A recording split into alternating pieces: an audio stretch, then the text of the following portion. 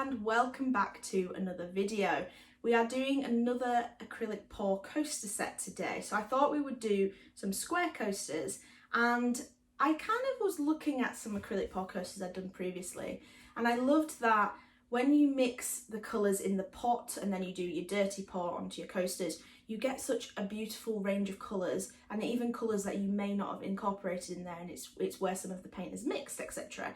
And so I thought, what if we did an experiment where we mix a lot of white and maybe one other colour, I'm thinking blue or green, and we mix those together, just two colours, and we mix them from height to get a bit of a mixture in there, and see how many shades of blue or green or whatever colour I come up with, how many ranges and shades and hues of that colour we can get just from the two colours. So I thought that's what we'd experiment with today. Let's get mixing the colours. I'll show you all of that because there's only two colours to mix, so it's not going to be that hard, and we'll see what we can come up with.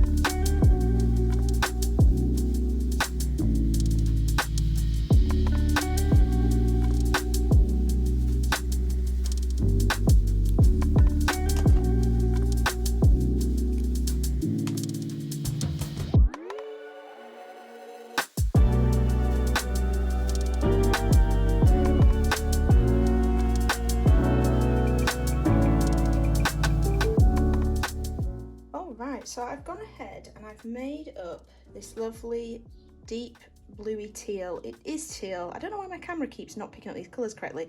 It is a bit more of a greeny blue, a deep teal colour, and I've made up a batch of white. So we're going to pour these in from height so that they mix and see. Let's see how many hues of this teal we can get. I'm quite hopeful for this. So I'm going to do a base of white, like a nice thick base of white. It's what I tend to always start off with. I think it's a really good foolproof way of doing it. Then we're going to pour this teal in from height, really get that mixed in there, really get that in there.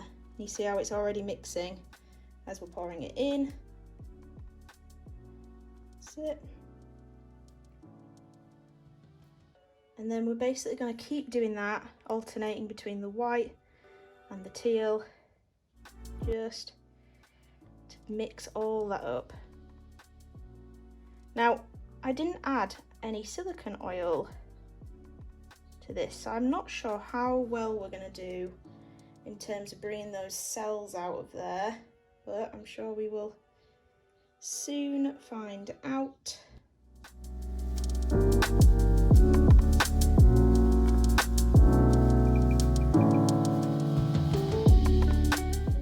Okay, I'm excited to see how this turns out. Very curious, very curious. So we're going to do a dirty pour as usual. It's my favourite way of doing it. I just think the results are always pretty spectacular. Oh, almost went then.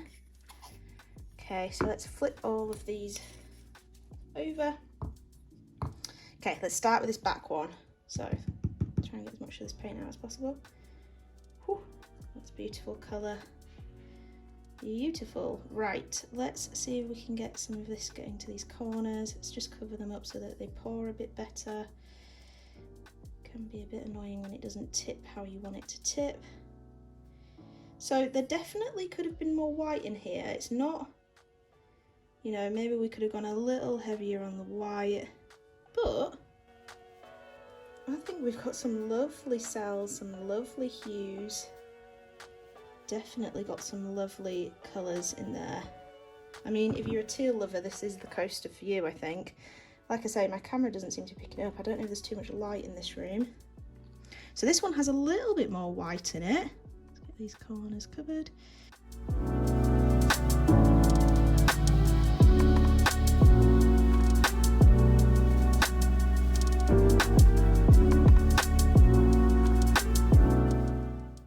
just love how it's always so different. You can just never tell how they're going to turn out. Okay, we've got a good mix on this one. We've got some darker areas and some white. Okay.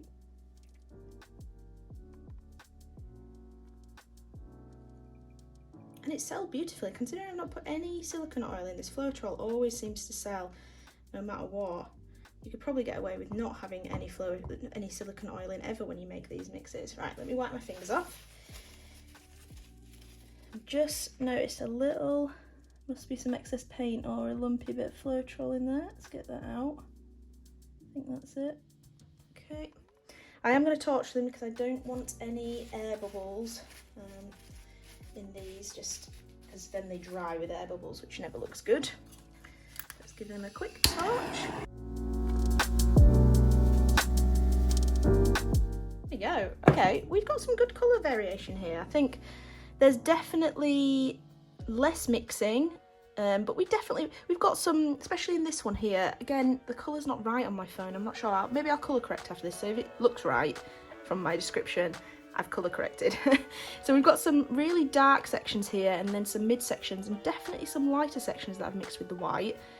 So there is a really good variety. I don't know whether you can say you couldn't tell that this is just two colours mixed together, but I think if you were trying to not make too much different coloured paint when you're doing a pour, this is definitely a great option to mix just two colours, white and a colour, and it creates a real good variation. So I think it's worth a try, and I'd like to know your thoughts in the comments below, so please let me know.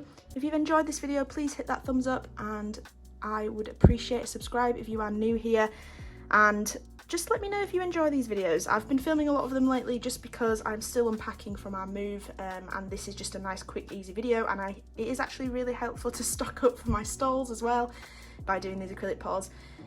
So it's more convenient for me, but let me know if you actually enjoy them. If not, I will figure out a different thing to do and we will take it from there. But thank you very much for watching. I'll show you a close-up now, and I'll see you in the next video.